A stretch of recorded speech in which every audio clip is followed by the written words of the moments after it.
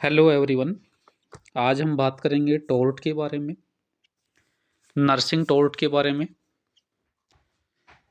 The nursing tort is the a legal wrong committed against a person or property independent of a contract which renders the person who commits it liable for damage in a civil action। Tort एक गलती है जिससे किसी व्यक्ति की property का नुकसान हो या उसकी इमेज का नुकसान हो। अब बात करते हैं हम लोग types of tort. Tort basically दो टाइप के होते हैं। फर्स्ट होता है इंटेंशनल टोर्ट, सेकंड होता है अनइंटेंशनल टोर्ट। इंटेंशनल टोर्ट के बारे में हम बात करें तो एक ऐसा कार्य जो जानबूझ के किया गया हो, sir a high degree of certainty that harm to another would result. Next बात करते हैं हम इंटेंशनल अनइंटेंशनल टोर्ट की। ये एक ऐसा लापरवाही पूर्ण किया गया कार्य है जो बिना चाहते हुए भी गलती हो गई। तो टोर्ट का मतलब होता है गलती होना। एक गलती जानबूझ के करना, दूसरी गलती है अनजाने में गलती हो जाना। तो इंटेंशनल जो टोर्ट है वो जानबूझ के की गई गलती है और अनइंटेंशनल जो टोर्ट है वो अनजाने में हुई गलती है। अब हम बात करते हैं इंटेंशनल टोर्ट में कौन कौन सी चीज़ें आती हैं। फर्स्ट है असल्ट, दूसरी है बैटरी, थर्ड है इन्वेजन ऑफ प्राइवेसी, नेक्स्ट है defamation of character. Unintentional tort में हम बात करते हैं, दो चीज़ों को इन्वॉल्व करेंगे, माल प्रैक्टिस एंड नेग्लिजेंस। सबसे पहले हम इंटेंशनल टोर्ट की बात करते हैं। इस टोर्ट के अंदर हम फर्स्ट में बात करते हैं फ्रॉड। फ्रॉड देखो बेसिकली हम समझें कि ये एक जानबूझ के किया गया कार्य है। इस गलती में एक पर्सन गलत तरीके से धन कमाने के लिए किए गए प्रयास, ये फ्रॉड कहलाता है। Miss interpretation, miss representation and fraud can occur when a health professional misleads a client to prevent the discovery of a mistake in treatment. Not only the physician but also the hospital may be held liable for failure to disclose negligent acts to an injured party. Next हम बात करते हैं हम लोग disclosure of information. देखिए disclosure of information का मतलब हम समझे कि किसी भी पर्सन की जो प्राइवेसी है इसको अगर ब्रेक करें, कोई भी पर्सन के डायग्नोसिस को हम बाहर जाके दुनिया को बताएं, ये कहलाता है disclosure of information. Disclosure of information is somewhat similar to invasion of privacy. It occurs when a client problems are inappropriate discussed with any third party.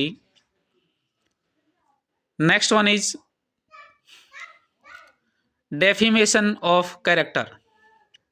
Defamation is an act of communication that causes someone to be shamed, ridiculed, held in contempt, lowered in the estimations of the community, or to lose employment status or earning or otherwise suffer a damage reputation।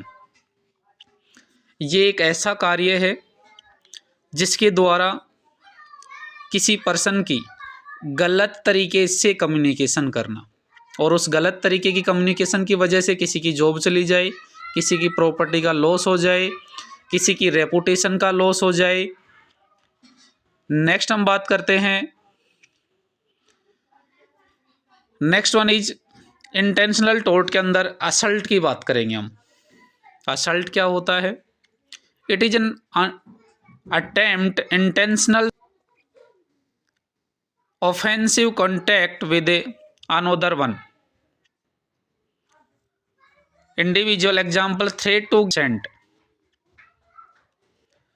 देखिए assault का मतलब हम ये समझे कि एक मरीज injection के लिए मना कर रहा है और उसके बावजूद भी अगर आप इंजेक्शन लगा रहे हैं ज़बरदस्ती पेशेंट को, जिसकी वजह से पेशेंट को हार्म हो जाए, ये एक असल्ट का टाइप है।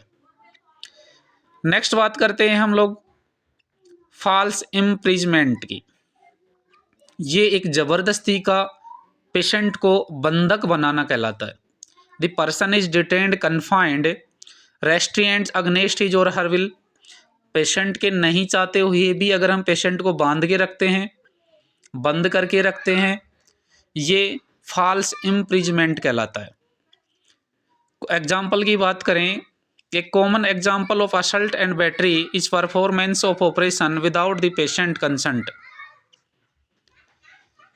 नेक्स्ट बात करते हैं हम लोग इंटेंशनल टॉर्ट के अंदर बैटरी।